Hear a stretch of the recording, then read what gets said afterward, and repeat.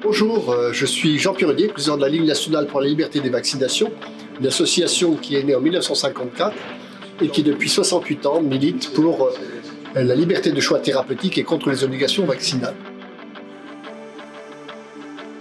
Nous voulons être un espace de liberté, de parole, un espace de liberté de pensée, et un espace de liberté de choix thérapeutique.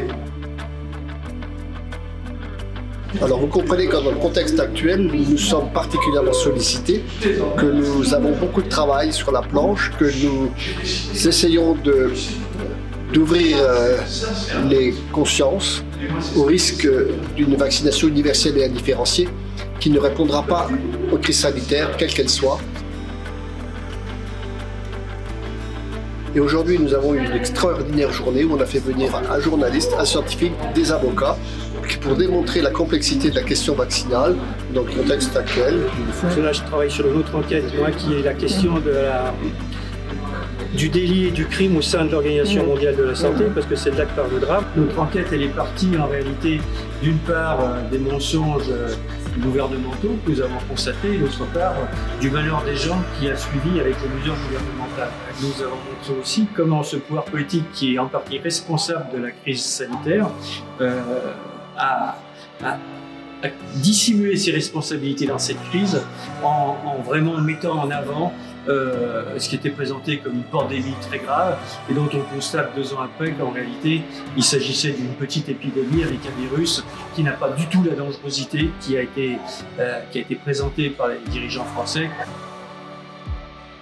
Je suis très heureux de participer à cette assemblée générale de la Ligue pour la liberté des vaccinations en France, pour essayer d'exposer un peu tous nos recours juridiques, toutes nos actions qu'on a menées, qu'on va mener d'ailleurs, pour essayer de faire valoir des droits et surtout défendre les libertés publiques et individuelles.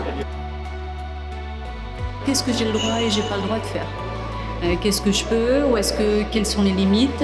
J'ai entendu dire que je ne pouvais pas entrer dans tel type d'établissement. Est-ce que c'est vrai? Est-ce qu'il y a une exception? Parce que dans toutes les lois, il y a souvent des exceptions.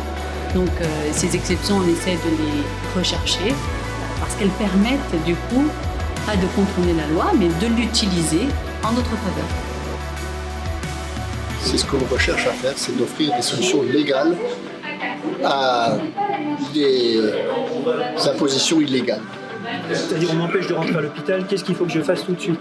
Alors d'abord, ce que les gens ne pensent jamais à faire, prévenir le défenseur des droits. Donc nous faisons des actions judiciaires pour démontrer, si vous voulez, tenter d'empêcher cette absurdité que serait une vaccination obligatoire, quelle que soit la classe d'âge. Nous tentons aussi de faire en sorte que la loi d'obligation des 11 vaccins pour les jeunes enfants soit abrogée.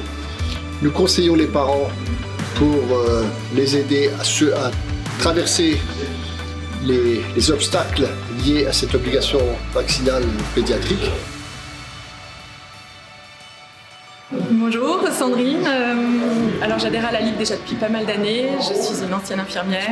Je me suis rendue à la permanence proposée par la veille juridique qui a pu répondre à pas mal de mes questions. J'ai une sœur qui est soignante suspendue, donc on a pu aborder le sujet aussi. À l'heure actuelle, je pense que ce sujet de la liberté vaccinale est un vrai sujet, un sujet de société. J'ai souvent tendance à mettre de l'humour dans les procédures parce que c'est une arme redoutable et parce qu'on ne peut pas vous en vouloir, parce que vous faites rire et en même temps vous interpellez les gens. J'ai déposé au nom de plusieurs centaines de personnes dans plusieurs départements des plaintes contre X pour tentative d'empoisonnement, puisque j'estime que ce qui se passe actuellement, mais je ne suis pas le seul, constitue un empoisonnement collectif, puisque selon l'Agence nationale de sécurité du médicament, nous en sommes déjà à plus de 165 000 déclarations d'effets indésirables, dont 38 000 graves. Ce qui est énorme, on n'a jamais vu ça pour des vaccins.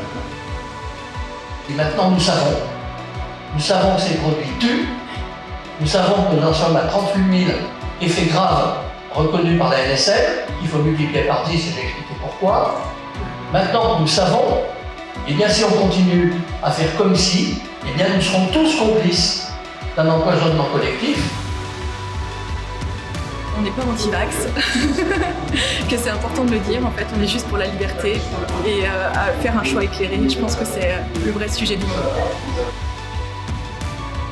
Et j'appelle beaucoup de personnes à nous rejoindre, c'est ce que je fais la plupart du temps sur le terrain.